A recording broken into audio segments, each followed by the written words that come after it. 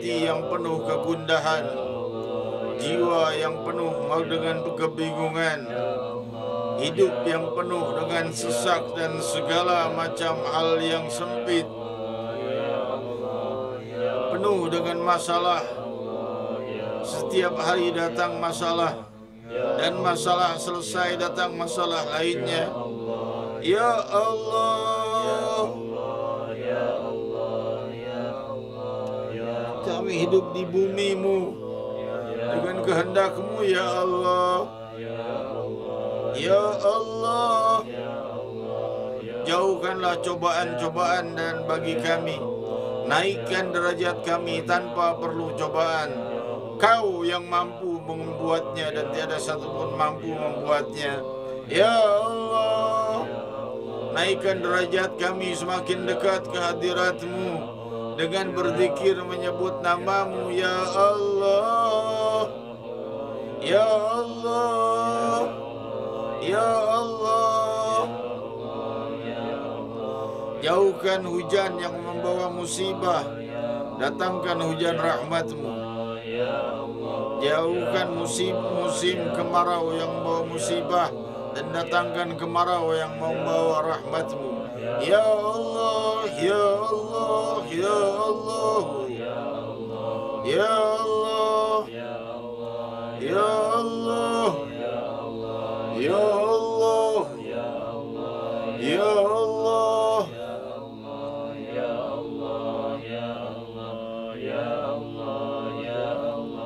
Ya Allah, ya Allah,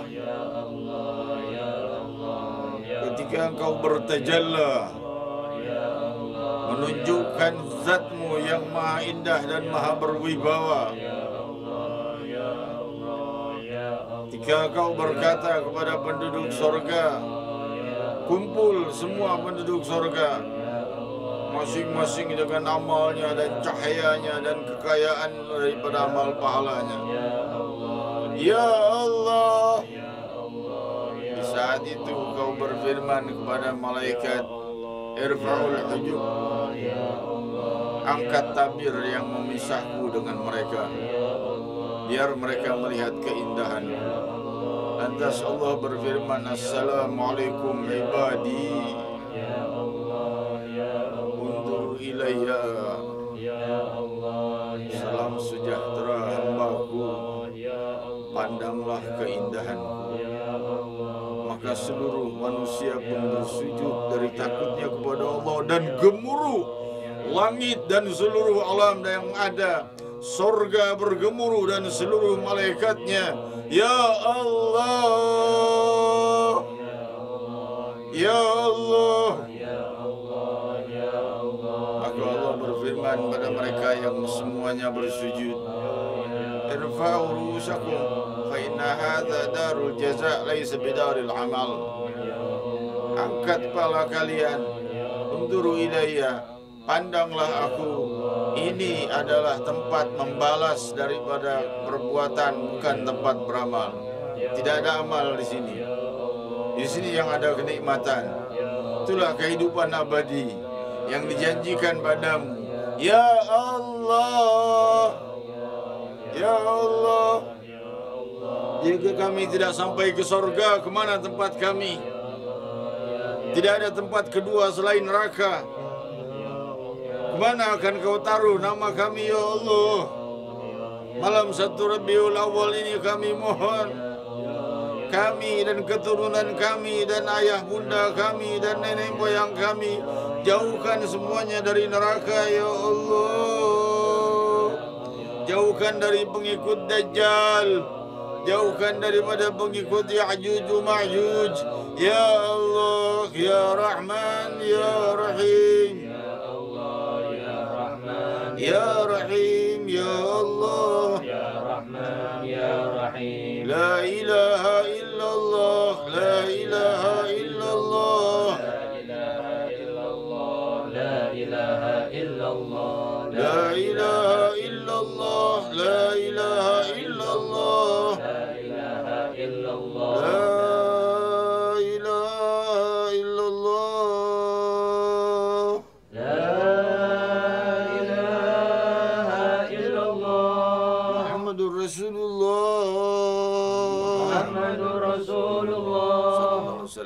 kalimatun haqq 'alaiha nahya wa 'alaiha namut wa 'alaiha nubath insyaallah. Rabbi taburi kami dengan cahaya keindahan-Mu dalam siang dan malam kami dan dalam zahir dan batin kami. Terangi dengan cahaya keindahan-Mu, yaitu Nabi-Mu Muhammad sallallahu alaihi wasallam, yang dengan melihat wajah beliau tenanglah hati. Hadirin hadirat yang dimuliakan Allah, tidak lupa saya mengucapkan penyampaian undangan di malam 13 Rabiul Awal, hari 12 Rabiul Awal, jatuhnya hari Kamis 24 Januari, Kamis 24 Januari jam 8 pagi bukan malam ya, pagi jam 8. Tapi jangan datang jam 8, karena kamu gak kebagian masuk nanti. Orang dari Sumedang, dari mana semuanya mau datang. Dari Sukabumi, dari Cianjur, bahkan dari tempat, kalau yang dari tempat yang jauh gak banyak. Hanya beberapa orang saja dari Banjarmasin, dari Bali, dari Denpasar, ya, dari juga koordinator kita dari Denpasar akan hadir juga. Lalu jamaah kita dari Kuala Lumpur mungkin hadir, demikian jamaah dari Singapura mungkin hadir, dan ada satu orang juga dari Amerika Serikat akan hadir. Banyak juga hadirin yang berdatangan dari wilayah yang dekat yang saya risaukan. Kenapa? Karena akhirnya hadirin ini datangnya dari duluan. Dari jam 6, setengah 6 udah datang duluan, duduk di soft pertama. Akhirnya soft pertama dipenuhi oleh orang-orang yang bukan jamaah Majelis Rasulullah. Nggak ada masalah, cuman masalahnya adalah jamaah majlis akhirnya nggak bisa masuk karena kebanyakan orang awam yang masuk. Akhirnya jamaah majelisnya di belakang. Jamaah majelisnya di belakang nggak bisa lihat apa-apa karena sana proyektor nggak berguna. Kalau malam pakai proyektor, kalau siang pagi nggak bisa pakai proyektor, ya. Jadi semakin mendekat ke panggung lah, supaya yang di hadapan saya itu jamaah Majelis Rasulullah. Kalau seandainya ada pengamanan, ya biarkan aja, soft pengamanan, ya. Tapi kita tetap Maulid Nabi kita Muhammad SAW ini insya Allah menjadi hadiah ulang tahun yang agung bagi Nabi kita Muhammad SAW. Insya Allah bisa dihadiri oleh Bapak Presiden Republik Indonesia sebagaimana ucapan beliau setiap tahunnya. Saya sudah menskedulkan untuk hadir di acara ini, yaitu bukan acara kepresidenan. Acara itu adalah acara Majelis Rasulullah SAW. Cuma Bapak Presiden memilih Majelis Rasulullah SAW, tempat majelis yang beliau selalu hadiri, juga menghadiri majelis yang lain beliau, ya nggak cuma Majelis Rasulullah juga saja. Tapi untuk Maulid ini beliau menskedulkan 12 Rabiul Awal hadir di Monas bersama Majelis Rasulullah. Ya. Jadi waduh, ini saya ruwet nih kalau sudah mulai ingat pengamanan, ingat pengamanan seperti itu. Ingat aja, makin kamu lewati pengamanan dengan sulit, makin dipermudah hisabnya di yaumul qiyamah. Jadi hadirat yang dimuliakan, mau masuk surga juga kan sulit, nggak sembarangan masuk. Main jalan aja nyelonong nggak bisa begitu. Ditanya dulu, hisab dulu, mana catatan amalnya, mana stempel masuk surganya. Hadirin hadirat yang dimuliakan Allah. Nah, demikian juga kita di dalam acara itu mungkin ada sedikit pengamanan karena itu untuk maslahat baik kita juga. Cuman yang saya kurang suka itu adalah jamaah yang luar, jamaah MR lebih duluan masuk. Akhirnya di saat qasidah, saat maulid, saat lainnya mereka tidak mengikuti karena tidak tahu, tidak hafal. Jadi akhirnya maulid lepas begitu aja, cuman yang baca aja yang dengar, suara hadirin nggak ada. Karena apa? Karena jamaah Majelis Rasulullahnya datang telat di belakang, Ada yang sampai di luar, sampai ke Gambir jamaah itu. Ya, jadi jangan kita yang sahibul bait di Jakarta datang lebih dulu. Sholat subuh, habis sholat subuh berangkat. Gitu. Ya, jadi parkirnya bisa milih tempat yang enak. Juga terus kau bisa duduk di tempat yang kau sukai, yang enak juga, nggak desek-desekan, nggak dorong-dorongan, begitu. Ya. Demikian hadirin-hadirat yang dimuliakan Allah. 24 Januari jam 8 di Monas. Acara jam 10 selesai. Kita nggak pakai penundaan-penundaan karena ini schedule kita yang akan kita sepakatkan dengan schedule kepresidenan. Ya, protapnya demikian. Saudara-saudariku yang memuliakan, saya juga mengucapkan maaf dan doa seluas-luas dan seluhur-luhurnya pada para ulama, para ayahanda, para sesepuh, para tokoh, para habaib yang hadir. Saya mohon maaf ke semuanya agar memaafkan dan sekaligus membacakan Fatihah doa setelah ini, lalu baru qasidah penutup, yaitu bersalam kepada Rasul sallallahu alaihi wasallam. Dan juga hadirin hadirat jangan putus asa. Saya tidak bisa hadir dalam beberapa majelis. InsyaAllah kehadiranmu membuat Allah SWT mempercepat saya untuk bisa selalu bisa hadir di majelis lagi, sebagaimana apa yang disampaikan guru mulia kita, bahwa beliau mengatakan kau akan datang waktumu sehat walafiat dan lepas darimu segala macam masalah dan kesulitan. InsyaAllah hal itu terbit dengan terbitnya Rabiul Awal. Dan juga tetangga dan para aparat keamanan, seluruh dewan panitia yang turut terkait mensukseskan acara ini, semoga dalam rahmat dan keberkahan Allah. Wa sallallahu ala sayyidina Muhammadin nabiyil ummi wa alihi wasallam. Walhamdulillahi rabbil alamin.